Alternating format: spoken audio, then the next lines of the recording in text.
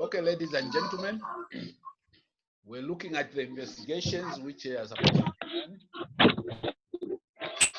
One is the red reflex. You can do that with a direct ophthalmoscope. When you go through the pupil, you see the red reflex of that light if the retina is properly attached. You can also do examination under anesthesia. You check for congenital abnormalities of the face, do optometry, tonometry to check the pressures. You do measurement of the corneal diameter in IOP. Look at the anterior chamber examination with a handheld slit lamp. Do an ultrasound scan, assess tumor size, which may also detect calcification within the tumor.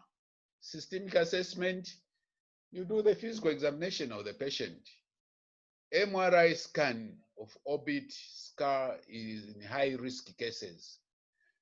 When you've got the tumor in the eye, it will show clearly, not only the retinoblastoma, any other tumor, intraocular tumor or intraocular tumor, magnetic resonance imaging, they call it MRI scan. It's actually MRI, magnetic resonance imaging scan, not MRI only. It's supposed to be MRI.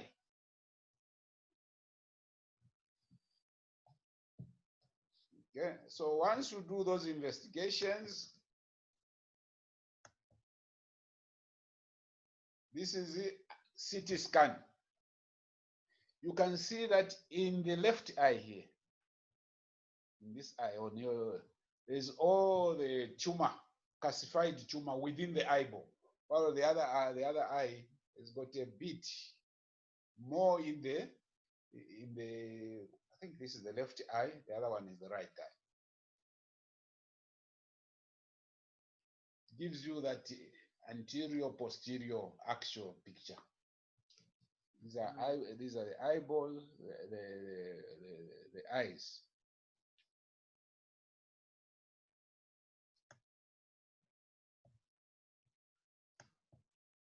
Treatment. Once a diagnosis, you are happy with the diagnosis, the treatment, one, small tumors. These are maybe 3 millimeters by 2 millimeters. Photocoagulation using low energy, the 532 millimeter argon laser should be able to kill off, to clear the tumors. Okay. At least 3 treatment sessions are required to sort out. 2, the other mode of treatment is cryotherapy. Cryotherapy, you freeze to kill the tumor. You have to know that the tumor is, you do it from outside. You freeze, going through the sclera into the tumor position inside. Freeze it, that's how you kill the cells. You freeze, you thaw, you leave it to come up again, and you freeze again. Then the other treatment mode is chemotherapy, where you inject this drug into the intravenous. Chemotherapy, usually intravenous. Medium-sized tumors, this is 12 to 6 millimeters. Brachytherapy, this is radio. You use radiation, and specifically, you have to know now, the tumor is more in this eye than that. You want to do this radiation behind the lens, if it's possible, not to involve the lens. Once you involve the lens will also be cataractous.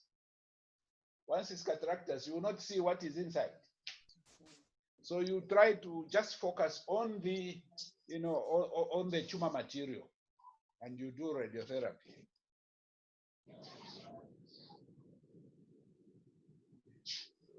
Brachytherapy using iodine 125 or ruthenium 1,2. These are isotopes. These are radiation materials which you fix there. Okay, you fix on the eyeball, then it will be radiating into the tumor. Useful for anterior tumors if there is no vitreous seeding. Because if the tumor is anteriorly, you put it there, the radiation from that material is killing the tumor. But if there is already seeding, you've got cells already scattered within the vitreous, you're not going to kill those with that part. It's only ideal if there is no seeding of tumor. Primary chemotherapy is another alternative with IV carboplatin, ectoposide, vincristine. These are given 6 cycles. We'll give you through the IV. Systemic treatment can be supplemented with subtenon injections. You know what is subtenon? Subtenon. You are not going into the eye, but you are just below. There's a conjunctiva. You go into the superficial layers of the sclera. Inside, that's where the tumor is. That's what you are referring to. External beam radiation can also be used. This is it. To the X-ray. They've got this. So these are possible treatment modalities. Which one you use really depends on the size of the tumor, how big it is. Secondly,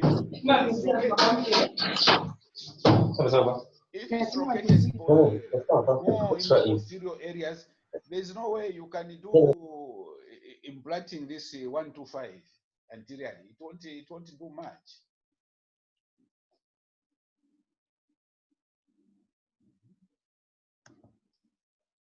Large tumors, chemotherapy, you have to give it through IV to shrink the tumor and facilitating subsequent local treatment.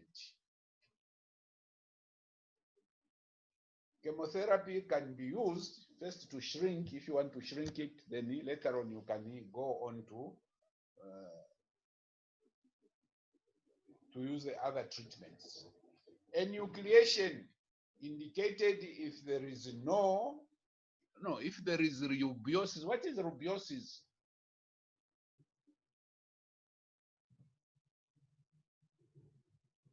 There's vitreous hemorrhage. There's optic nerve invasion. There is or chemotherapy has failed. That's when you go for enucleation. If there is vitreous hemorrhage, for example, you will not be able to see the tumor properly, how far it is within the eyeball. Because there is also blood within that area, vitreous hemorrhage.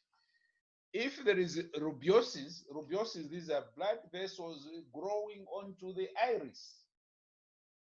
It's a sign of long-standing case. Rubiosis does not occur overnight. So if you've got rubiosis, you've got vitreous hemorrhage, you cannot assess the complete size. You can try with scanning, but you are not sure what is there.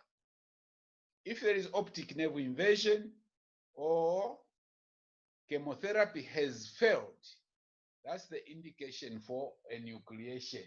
You remove completely the whole eyeball. Complete the whole eyeball.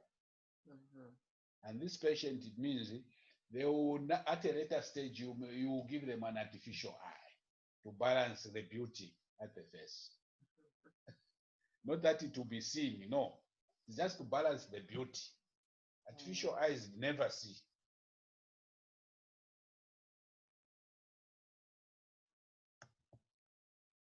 Wamana. Questions, ladies and gentlemen?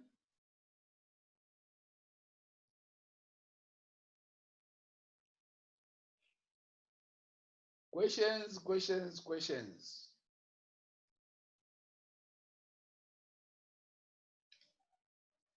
This Karen is a student. Oh. There's also Karen Edwards. Okay. Questions, ladies and gentlemen?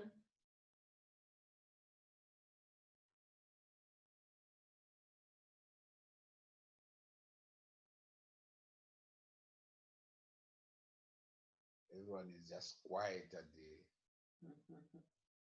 maybe too confused or too happy. I don't even know.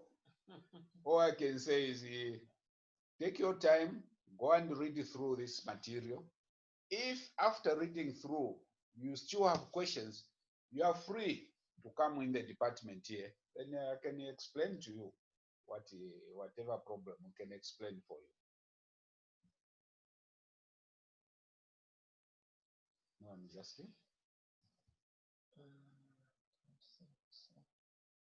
If there is no one asking, it means they are very happy. They've heard everything. They are just waiting to collect the marks, 100 out of 100. Okay, question. Is it just this one they recommend for surgery? Which one? Enucleation. Okay. Why not these others? Eye removal surgery, like the visceration, and all those. What is the other one you're saying? Evisceration. What is evisceration? Evisceration is you are getting the contents of the eyeball out. Mostly the contents of the eyeball is the vitreous itself, the lens, isn't it? Now, we're saying the tumor is arising from the retina. So evisceration cannot be a solution. The tumor is growing originally from the retina. And that's why you cannot remove the retina alone. That's why they're talking of enucleation. Enucleation is taking out the whole eyeball, vitreous and the whole coat, outer coat, and everything out. Because this tumor is growing from the retina, and the retina is inside the sclera. So you get the whole of it out. You understand? It cannot be evisceration here. The tumor is growing from the retina. So if you are going to remove, it has to be enucleation. From whichever stage. If enucleation is indicated when you get these signs, for example, there's vitreous hemorrhage, you will not even be able to see what is inside. It's all bleeding. There's evidence of optic nerve invasion. How do you see it? You do the CT scan. You see that cells have invaded the optic nerve. So you are going to remove completely the whole eyeball and a bit of that optic nerve all out. And there is no implanting of any other functioning eye. You put now the artificial one, just to balance the beauty of someone. What of that one, that surgery where you close the eye? What's removing? Why did you close it? Why are you closing? Exenteration. Exenteration is removing everything. Then you close.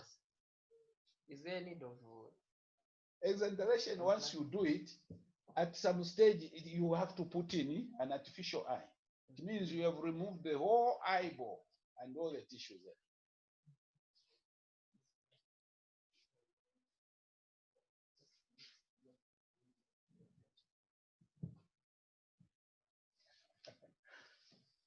Sorry, people want to see where the eye department is, where the eye clinic is. Evisceration, you are removing the contents inside the eyeball. Exenteration, you are removing everything, the whole eyeball. I was reading something and then I came across one of the surgeries they do at pars plana Vitrectomy. uh-huh. Pars plana vitrectomy means you go through the pars plana, Uh-huh. you make a flap, Uh-huh. then you go into the vitreous. So when do you do that one? Does it have a stage where you As a pars plana vitrectomy as a solution for this tumor? No. It's not a solution to a tumor. A tumor is growing inside the eyeball. When is that one used? When there is, for example, bleeding, you might remove a pars plana vitrectomy. You are removing the vitreous. Usually, vitreous vitrectomy, people go for vitrectomy when there is bleeding into the vitreous. Look, you are ready? Maybe I wait for you. Maybe 1 minute or two. Okay. These young men, they are still asking. Okay, doc. Okay. Okay, ma'am.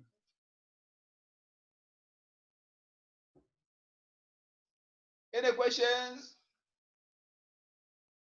No questions. Very good. Refraction.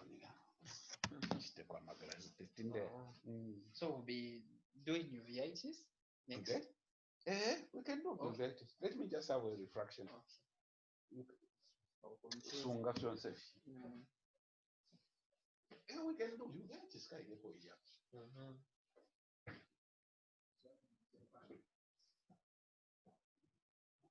Questions before we go to uveitis.